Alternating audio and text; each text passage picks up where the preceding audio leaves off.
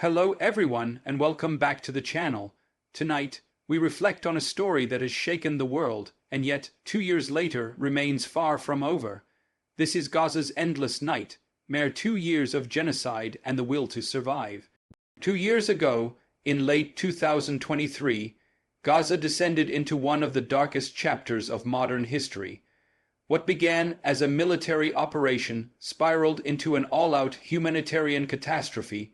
Entire neighborhoods reduced to dust, hospitals bombed, and families torn apart. The world watched horrified, divided, and, for the most part, powerless. As days turned into weeks and weeks into months, one question echoed across the globe. How much destruction can a people endure? Gaza, home to over 2 million people, has always been a strip of defiance 25 miles long, and yet holding the hopes and lives of generations. For decades, it's been called the world's largest open-air prison. But in the last 2 years, that phrase has taken on a chilling new meaning. Since the assault began, more than 60% of homes have been destroyed or severely damaged. UN agencies report that almost 80% of the population has been displaced, living in tents, schools, or among the ruins of their former homes. Electricity gone, water contaminated or cut off, food scarce and rationed. Everyday survival has become an act of resistance. The blockade, tightened to the extreme, has turned humanitarian aid into a weapon of war. Food convoys are delayed or destroyed, fuel is denied, and hospitals are left without power, forcing doctors to perform surgeries by flashlight. Children are starving not because there isn't enough food in the world, but because trucks can't cross a checkpoint. Parents are burying their children not because medicine doesn't exist, but because it can't reach them in time. This isn't just tragedy, it's systematic. It's a policy of suffocation. International law experts have called it by its name, a genocide in progress. They point to deliberate targeting of civilian infrastructure, mass displacement, and the intent to erase a people's ability to exist in their homeland. But despite countless reports, resolutions, and protests, worldwide accountability remains a distant dream. In the United Nations, vetoes silenced resolutions for ceasefire after ceasefire. In Western capitals, governments offered unwavering support, calling it self-defense, even as schools and refugee camps burned. But outside the halls of power, the world erupted. Millions marched across continents chanting for Gaza, demanding an end to the bloodshed. From students to journalists, from doctors to artists, people found their voices again. And in those marches under the banners of Free Palestine, the message was clear: the world will not forget.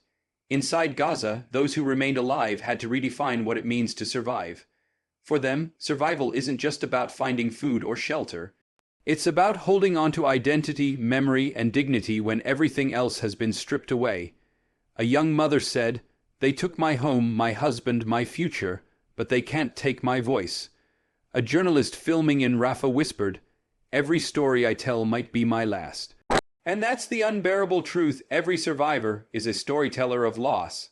More than half of Gaza's schools have been destroyed. Generations of children, once dreaming of becoming doctors, teachers, engineers, now know only the sounds of drones and airstrikes. One teacher, now living in a tent, said, "We used to teach our students about history. Now we are living it, the kind no one should ever live through." Education has become a memory, a luxury buried under rubble. But even in makeshift camps, parents still gather children to teach them alphabets with sticks in the sand, because they believe that knowledge, no matter how fragile, is a form of resistance. Doctors describe their work as medicine in hell. Overcrowded hospitals, no anesthesia, no antibiotics, and endless streams of wounded. Yet they stay. Doctors, nurses, and volunteers risking their lives to save others, often becoming victims themselves. A surgeon in Khan Younis once said, "We don't save lives anymore, we try to delay death." It's not defeatism, it's truth.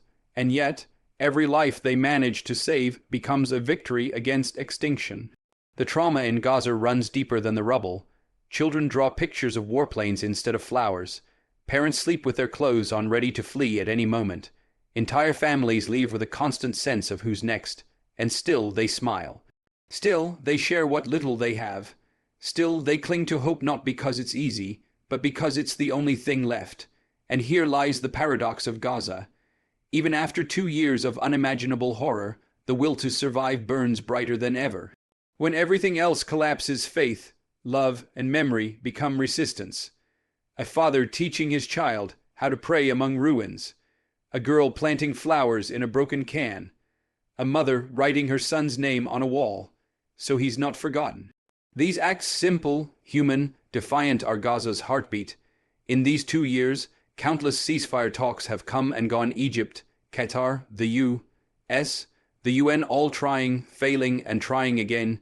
Each time, hope flickers, only to be drowned in smoke and gunfire. The latest round of talks raised whispers of a permanent truce, but for many in Gaza, such promises feel like mirages. They've learned that peace cannot come from signatures alone. It must come from justice. And justice begins with accountability. The war didn't just devastate Gaza, it reshaped global politics. Arab nations that once normalized relations with Israel faced public outrage. Western governments faced unprecedented protests from their own citizens. And the idea of business as usual began to crumble under the weight of civilian blood. The world can no longer say it didn't know. Every bombing, every death, every plea was live, streamed to millions. 2 years of genocide, and the world stands at a moral crossroads. Do we normalize collective punishment? Do we turn away from the images of starving children? Or do we finally say enough? History will remember not just the perpetrators, but the bystanders, those who stayed silent, and those who spoke up. And yet, despite it all, Gaza lives.